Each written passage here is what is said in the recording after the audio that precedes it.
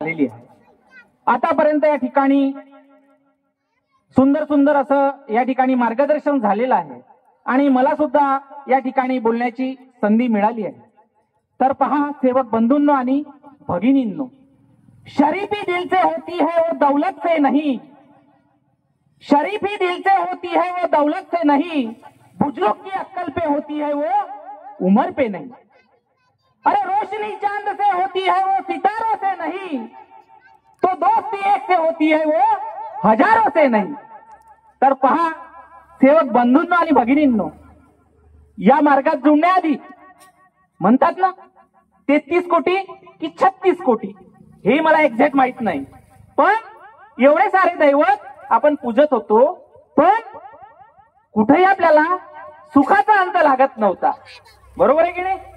पण या एका परमेश्वराच्या परमात्मा या मार्गात जुळलो तर आपला सुखाचा अंत लागला, बरोबर आहे ना? म्हणून दोस्ती हजारोचे नाही होत, तर एका सोबत होते, बरोबर आहे की नाही? म्हणून पहा सेवक बंधूंनो आणि भगिनींनो, बाबांच्या परिवारावर दुःख होते, भूताची होती। या दुःखांच्या छडा लावण्यासाठी महात्यागी बाबा जुमदेवजींनी 26 नोव्हेंबर 1945 ला एका भगवंत कार्याच्या विधीला सुरुवात केली। 25 ऑगस्ट 1948 ला बाबांना एका भगवंताची प्राप्ती झाली। बाबांच्या परिवारातील दुःख दूर झाले आणि बाबांना असं वाटलं की माझ्या परिवारातील दुःख दूर झाले, याच्यात काही नवल नाही, कारण की माझ्यासारखे या देशामध्ये या जगामध्ये कितीतरी दुःखी कष्टी मानव आहेत। ते आज पण अंधकारमय व्यसनामध्ये अंधश्रद्धेमध्ये गुरफटलेले आहेत। यांना अंधकारातून प्रकाशाकडे कसं नेता येईल म्हणून माझ्या महात्यागी बाबा जुमदेवजींनी काय केलं? काय केलं सेवक दादा, सेवकीनताई? मानव धर्माची स्थापना केली। मानव धर्म म्हणजे काय? मानव धर्माची व्याख्या म्हणजे काय? मानव धर्माची डेफिनेशन काय? मानव धर्म म्हणजे मानवानी माणसाशी माणसाप्रमाणे वागणे, म्हणजे मानवतेचे कार्य करणे। हेच माझ्या महात्यागी बाबा जुमदेवजींनी या मानव धर्माच्या माध्यमातून आपल्याला शिकवलं आणि खरा मानव बनवलं। कारण की आपण या मार्गात जुळण्याच्या आधी काय होतो? दानव होतो, अंधश्रद्धेमध्ये गुरफटलेले होतो, अंधश्रद्धेमध्ये गुरफटलेले होतो आणि कर्माचा भोग म्हणून नशिबावर बोट ठेवून दुःख भोगत होतो। पण माझ्या महात्यागी बाबा जुमदेवजीच्या मानव धर्मामध्ये आपल्याला सुखच सुख मिळालं, म्हणून तर आज आपण या ठिकाणी जमलो। म्हणून मला म्हणावं असं वाटते की आहे अवतारी बाबा हो जुमदेवजी, आहे अवतारी बाबा हो जुमदेवजी, सर्व दुःखातून मुक्त करते बाबा जुमदेवजी, सर्व दुःखातून मुक्त करते बाबा जुमदेवजी। हो समाधानी दिली, हो महान कृपा केली आणि दुःख दूर झाले, बाबांची कृपा झाली। आज तिजारी परिवारावर बाबांची कृपा झाली, त्यांचे दुःख दूर झाले, म्हणून तर आज आपण या ठिकाणी या भगवत कार्याचा आनंद घेत आहोत, बरोबर आहे की नाही? नाहीतर आपल्याला आज भगवत कार्य मिळालं असतं का? म्हणून आपले कर्म चांगले, म्हणून आपल्याला हा मार्ग मिळाला आणि आज आपल्याला भगवत कार्य मिळत आहे। मग आपण आज कुठे बसला आहो? भगवत कार्यात बसला आहो। मग भगवत कार्यात कशासाठी जातो आपण? काय मिळते आपल्याला भगवत कार्यात गेल्याने? काय मिळते हो? की आपलं जीवन बनलं पाहिजे, आपला परिवार बनलं पाहिजे, आपल्या जीवनामध्ये सुख समृद्धी मिळाली पाहिजे, आपल्या लेकरा बाळाला चांगलं वळण लागल्या पाहिजे, चांगली शिस्त लागली पाहिजे, म्हणून आपण चर्चा बैठकीत जातो की नाही? आणि बाबांचा आदेश आहे, माझा आदेश आहे का? बाबांचा आदेश आहे, मार्गदर्शक साहेबांचा आदेश आहे की चर्चा बैठकीला जा म्हणून? कुणाचा आदेश आहे? बाबांचा आदेश आहे। म्हणून आपण सकाळच्या विनंतीमध्ये म्हणतो, सायंकाळच्या प्रार्थनेमध्ये म्हणतो की बाबांच्या आदेशाचे वेळोवेळी पालन करीन, बरोबर आहे की नाही? मग चर्चा बैठक काय आहे? बाबांचा आदेश आहे। आणि बाबांचा आदेश दुसरा काय आहे? मंडळ। मंडळ कोणी स्थापन केला? महात्यागी बाबा जुमदेवजींनी. बरोबर आहे की नाही? मग बाबा असताना मंडळ स्थापन केला ना. पण आता काही लोक काय म्हणतात, ज्येष्ठ लोक, या मार्गाचे ज्येष्ठ लोक, असं बाबांनी कधी म्हटलं? बरोबर आहे की नाही सारंग दादा?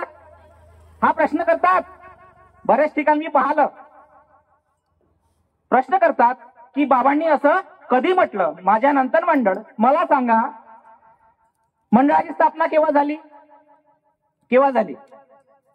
4 डिसेंबर 1969 ला. परमपूज्य परमात्मा एक सेवक मंडळ नावाची महात्यागी बाबा जुमदेवजींनी ही रिसर्च संस्था टिमकीला रामाजी मौदेकर यांच्या निवासस्थानी सुरू केली. बरोबर आहे? 1979 ला त्या संस्थेचं रिसर्च रजिस्ट्रेशन नंबर झालं. 1983 ला बाबांच्या मनामध्ये संकल्पना आली की माझ्या या मानव धर्म परिवारात आता सेवक संख्या झपाट्याने वाढत आहे, म्हणून माझ्या कुठंतरी या सेवकाला एका छत्र छायाखाली त्याला बसता यावं आणि बाबांचं गुणगान गाता यावं, म्हणून 1983 ला बाबांच्या मनामध्ये ही संकल्पना आली आणि 1984 ला वर्धमान नगर इथे बाबांनी ती जागा घेतली आणि त्या जागेचं वास्तूला बनवण्याला सुरुवात केली आणि 1986 ला ती वास्तू पूर्ण होऊन त्या वास्तूचं वास्तुपूजन झालं आणि तेव्हापासून त्या ठिकाणी ती संस्था सुरू आहे.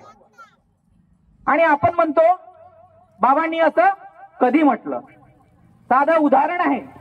1986 ते 90च्या दशकामध्ये आता जे परमेश्वरी अवतार असतात, बाबा काही साधारण मानव होते का? परमेश्वरी अवतार होते. त्यांना त्यांच्या मृत्यूची जाऊ लागली तेव्हा बाबांना कळत होतं की माझं आयुष्य मला संपल्यासारखं वाटत आहे. हे बाबांना आधीच कळलं होतं आणि तेव्हा बाबांच्या डोळ्यातून अश्रूच्या धारा लागलेल्या होत्या. तेव्हा बाबांसोबत बाबांचे पुतणे आणि मंडळाचे संचालक मेघराजजी कोवाड हे बाबांसोबत होते. जेव्हा बाबांच्या डोळ्यातून अश्रूच्या धारा लागल्या, बाबा रडत होते, तेव्हा त्यांनी बाबांना विचारलं की बाबा तुम्ही का बरं रडता? तेव्हा बाबांनी सांगितलं की मला माझे आयुष्य संपल्यासारखं वाटत आहे म्हणे. आणि पहा, जो 86 ते 90चा जो काळ होता, आता जे जुने सेवक असतील त्यांना माहित आहे की त्यावेळेस त्या काळातली परिस्थिती काय होती. सेवकांना समाजामध्ये, गावामध्ये, गावखेड्यामध्ये वावरताना किती किती संकट सामोरे जावे लागत होते हे त्यांनाच माहित. कारण की त्यावेळेस सेवक संख्या या मार्गाची कमी होती. आणि आपण जो सकाळी उठून जो विधी करतो, साध्या कार्यामध्ये जो उठतो आणि सकाळी जी विनंती करतो, तर अनेक वाल्यांना असं वाटायचं की हे सकाळी उठून कोणता वैद्य करतात किंवा काय तंत्रमंत्र हे जपतात आणि काय हे शिकत आहेत, असं त्यांना अनेक वाल्यांना वाटायचं. अशी परिस्थिती त्यावेळेस होती. आम्ही सांगतो, मी माझ्या 1994 मध्ये मी या मार्गात आलो, त्यावेळेस सेवक संख्या कमी असल्यामुळे समाजामध्ये, परिवारामध्ये, गावामध्ये वावरताना खूप अडचणी यायच्या. तेव्हा मेघराजजी कोळ बाबांना म्हणाले, आम्हाला तुम्हाला तुमची पुढील मार्गदर्शनासाठी बाबा खूप गरज आहे हो. बाबांनी त्यांना म्हटलं, तुम्ही त्या हनुमानजीला सांगा, त्या दैवी शक्तीला सांगा की आम्हाला बाबांची गरज आहे. आणि पहा, मला वाटतं 89 किंवा 90ची घटना असेल, आता मार्गदर्शक साहेबांना माहित असेल. त्यावेळेस बाबांनी सर्व सेवकांना कार्य दिले होते साधे. बरोबर आहे? साधे कार्य दिले होते बाबांच्या आयुष्यासाठी, बाबांसाठी. तेव्हा काही मार्गदर्शकांनी, काही ज्येष्ठ मार्गदर्शकांनी, काही शहाणे असतात, त्यांनी त्यागाचे कार्य केले. पहा, बाबांच्या आदेशाचं उल्लंघन केलं, बाबांचा शब्द तोडला. आणि जेव्हा ते बाबांकडे गेले तेव्हा ते बाबा हे काय होते? अंतर्यामी होते. बाबांना सर्व काहीच होतं. आणि तोच प्रकार आता या 12 वर्षाच्या कालावधीमध्ये सुद्धा घडलेला आहे. मी स्वतः डोळ्यांनी पाहिलं. बाबांच्या आदेशाने आपल्याला 12 वर्षाचा त्याग येतो, बरोबर आहे. पण काही सेवकांनी त्याग न करता साधे कार्य केले. आमच्या गावात बरेच लोकांनी केले. त्याग न करता साधे कार्य केले. बाबांनी मागे साधे कार्य दिले तर त्यागाचे कार्य केले. मग मला सांगा, तुम्ही बाबाच्या आदेशाचे पालन करता का? करता का? अरे तुम्ही बाबांच्या हयातीतले सेवक, ज्येष्ठ सेवक, बाबांसोबत फिरले, बाबांसोबत दौरे केले, पण बाबांचे विचार घेतले का? मी कुणाचं नाव घेणार नाही. बाबांनी आपल्याला अंधश्रद्धेतून मुक्त केलं, पण आजही आपण अंधश्रद्धेत आहोत. काही ज्येष्ठ मार्गदर्शक म्हणतात की बाईच्या मुखातून बाबा बोलतात, आत्मबोल बोलतात, आध्यात्मिक प्रमुख त्यांना म्हणतात. मला सांगा, या मार्गात अंधश्रद्धा निर्मूलन आहे ना? अंगात येतो का कोणी? कुणाच्या परमेश्वर अंगात येतो? कुणी परमेश्वर पाहला? म्हणून मला काय म्हणावं असं वाटतंय की सर्व परिव्यापक माझा भगवंत आहे रे, सर्व परिव्यापक माझा भगवंत आहे रे, कुठे शोधसी मानवा भगवंत मानवत पारे. आणि आपण कुठं पाहतो? त्या बाईमध्ये. त्या बाईमध्ये पाहत आहो का त्या मंदिरामध्ये पाहत आहो का त्या निर्जीव वस्तूमध्ये पाहत आहो का त्या बाबांच्या पादुका त्या मुंगर कशाला ठेवल्या आहेत तिथे पाहतो. असेही सेवक आहेत. एक सेवक आला माझ्या दवाखान्यामध्ये, त्याच्या पत्नीला असाध्य रोग, ब्रेस्ट कॅन्सर, स्तनाचं कॅन्सर झालेलं होतं. डॉक्टर साहेब म्हणे, मी मुंगर कशाला नेलं म्हणे आपल्या पत्नीला, 5 शनिवार नेलं म्हणे, तर माझ्या पत्नीचा असाध्य रोग बरा झाला म्हणे. पहा काय म्हणतो, माझा पत्नीचा असाध्य रोग बरा झाला. मग मला सांगा, बाबांचा आदेश आणि ते नियमावली बनली 24 फरवरी 1991 ला. या मार्गाची पहिली नियमावली लॉन्च झाली. माहित आहे सर्वांना? पहिली नियमावलीत किती टोटल नियम आहेत माहित आहे कोणाला? 178. कधी अभ्यास केला का नियमावलीचा? किती नियम आहेत? 178. 174 नियम आहेत दादा. मोबाईल नंबर कसा लक्षात राहते? आता मोबाईल नंबर विचारा एखाद्याला, पटकन सांगते. नियमावली वाचतो का आपण कधी? अरे आज नियमावली 10 रुपयाची आहे, पण ते आपल्यासाठी आज बाबा आहेत, कारण की ती बाबाच्या आदेशाने बनलेली आहे. आज मला वाटतं 8वी आवृत्ती सुरू आहे.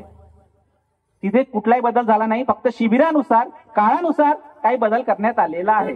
पण जे नियम बाबांच्या आहेत होते तेच नियम आजही आहेत. तुम्ही नियमावली पडताळून बघा. आणि ती नियमावली आपल्यासाठी बाबांनी लावून दिली आहे.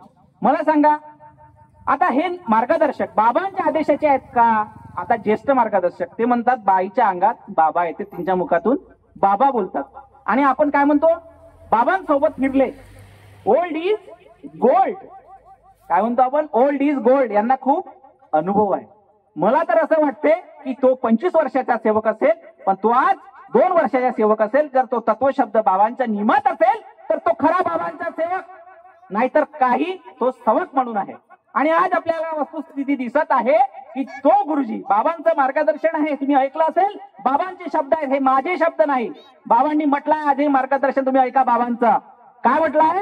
का गुरुजी म्हणे, तू आपल्या मुलीचा भूत काढू शकला नाही म्हणे, तुला हिंदूचे देव सुद्धा कमी पडले म्हणे, म्हणून तू मुसलमानांच्या देवाकडे गेला म्हणे. आणि तू म्हणे मुलाला शिकवते म्हणे, तू गुरुजी आहे म्हणे, पण तू आपल्या पोरीचा भूत काढू शकला नाही म्हणे. आणि आज बाबांचा शब्द तो खरा आहे. आज तो खरा आहे, तो गुरुजी. आणि ती बाई त्या त्यांच्या मुलीप्रमाणे आहे, गुरुजीच्या. मी नाव नाही घेणार, तुम्ही समजून जा. ती मुलगी मुलीप्रमाणे आहे त्या गुरुजीच्या. आणि तो भूत तो आजही गुरुजी त्या बाईचा काढू शकत नाही. काढला का त्याने भूत? मग बाबांचे शब्द खरे आहेत की नाही?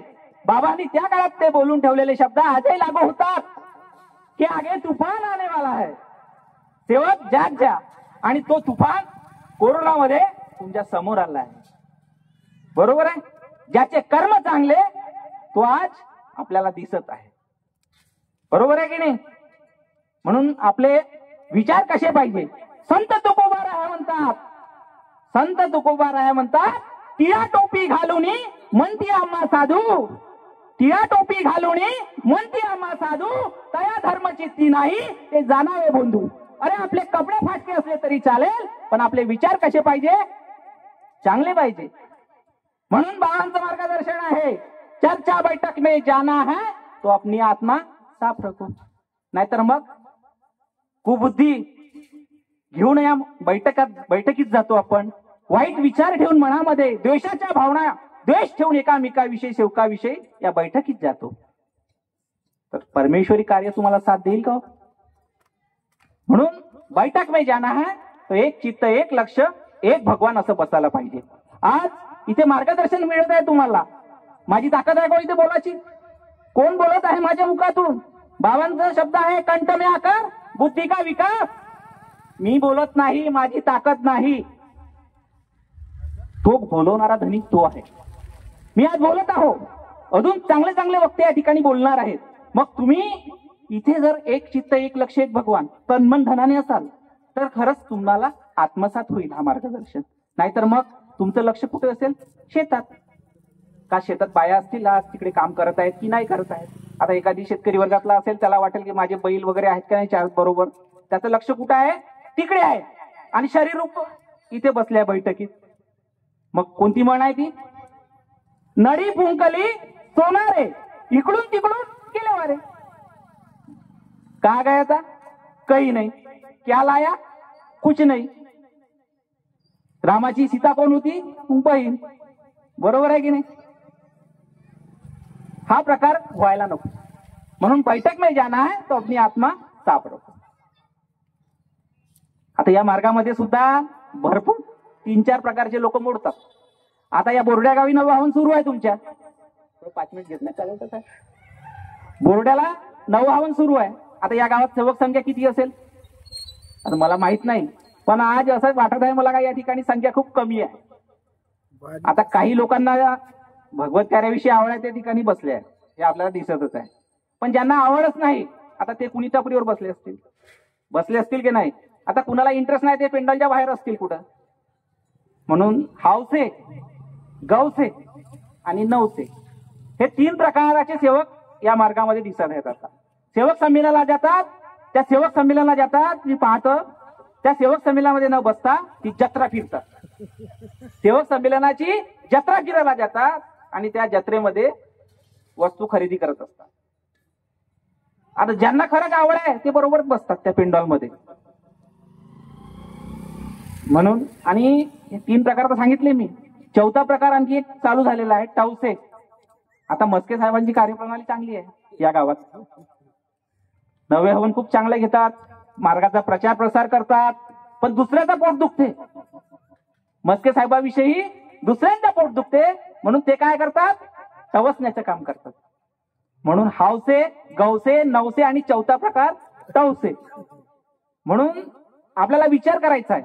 बाबांनी मार्गात म्हटलंय की सेवक 40 वर्षापासून मी सेवकाला शिकवलं म्हणे, पण सेवक शिकू शकले नाही. या मार्गात सेवक भरपूर होतील म्हणत बाबा, पण बोटावर मोजणे इतके राहतील. मग आपल्याला याचा विचार करायचा आहे की आपली गिनती आपल्याला कुठं करायची? विचार करायचा आहे की नाही की आपली गिनती कुठं करायची आहे? बोटावर मोजणे इतक्यात करायची आहे की 40,000 करायची आहे? म्हणून हे आपल्याला ठरवायचं आहे. साधं उदाहरण आहे. आता प्रत्येकाला आत्मानुभव आले या मार्गात, कोणी साधारण याच्याने जुळलेला नाही.